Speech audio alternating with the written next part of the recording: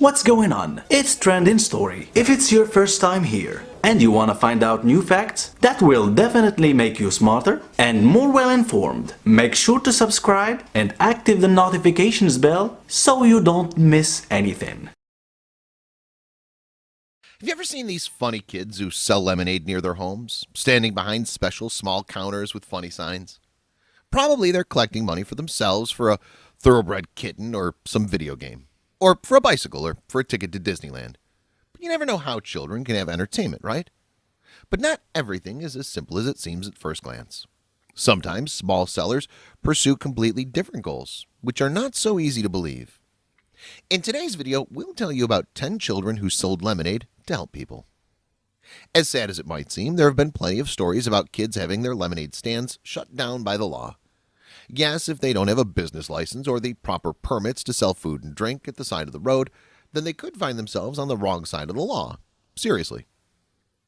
Cars cruised by on South Coral Street as a 9-year-old girl sat in a lawn chair at the end of the driveway. She had 2 silver TV tables set up with a handmade sign taped to one.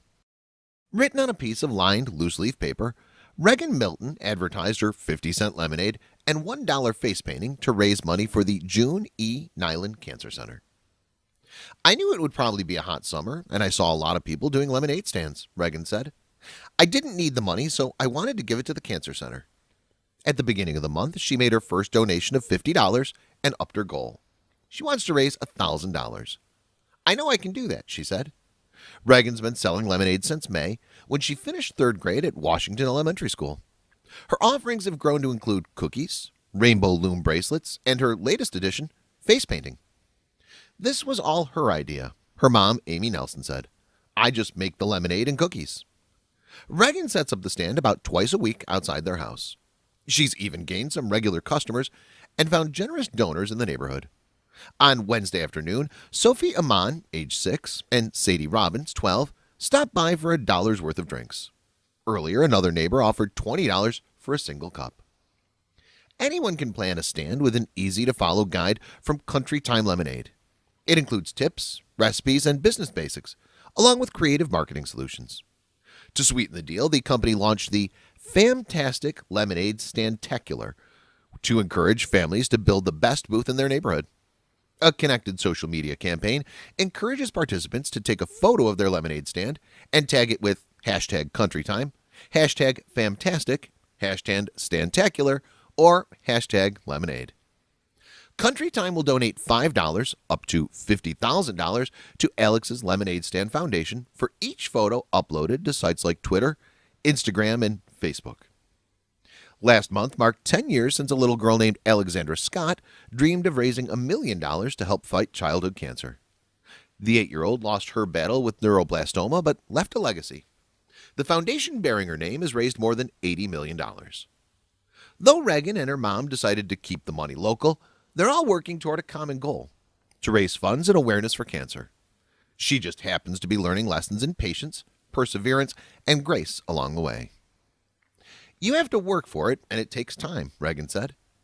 To help her out, the idea is to build a wooden booth and go mobile, traveling to various locations in Sioux City. She's got a big goal, Nelson said. She'll get there. Police are not a fear in this country. The policeman in the photo even got off the car and bought lemonade for this girl instead of punishing her for illegally selling or taking over the road.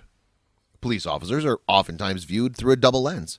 They help communities out and enforce the law, but not everyone always feels so safe around them. That's why it's important for cops to do community policing, where they interact with residents regularly, and not just in emergencies or on the worst day of someone's life. By establishing connections and getting to know people, they can make a much bigger impact and earn residents' trust. This story out of Lake County, Ohio, goes to show how one officer's friendly chat with a little girl made all the difference in both his life and hers. The little girl's name is Gabrielle, and she had her heart set on getting an iPad for school and playing games. When she asked her mother, Melissa, for one, she was told they couldn't afford it at the moment. Instead of giving up, Gabrielle decided to start a lemonade stand and buy one herself with the profits. Upon hearing that, her mother was happy. The stand would keep her daughter busy and teach her the value of money. There was one problem, though. The area where they lived was kind of rural and not many people passed by.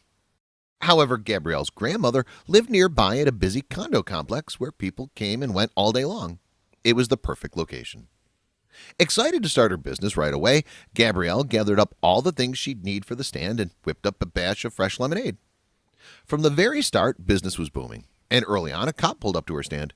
He paid her $3 for a cup of lemonade, well over her asking price of 50 cents, and told her that he'd let the other officers know about her refreshing business. The next day, he headed to a local store and asked the owner if they'd contribute towards a tablet for Gabrielle after he told them her story. They agreed, and later that day, he met up with Gabrielle and her family while they were watching her brother play football. Seeing his car pull up, she ran to meet him, and that was when he pulled out a pink bag and gave it to her. Gabrielle was thrilled, and her mother was overjoyed at the kindness Officer Ropos showed her daughter. She snapped a picture of the two of them posing with the iPad, and later that night posted it on Facebook. The picture quickly went viral. It was shared over 34,000 times, and people called for interviews and ran news stories on it. In the end, Officer Ropos declined most of them. He never wanted media attention. He just wanted to make a little girl happy. Thanks for watching. Please like and share the video in social networks. We'll be right back to you as fast as we can.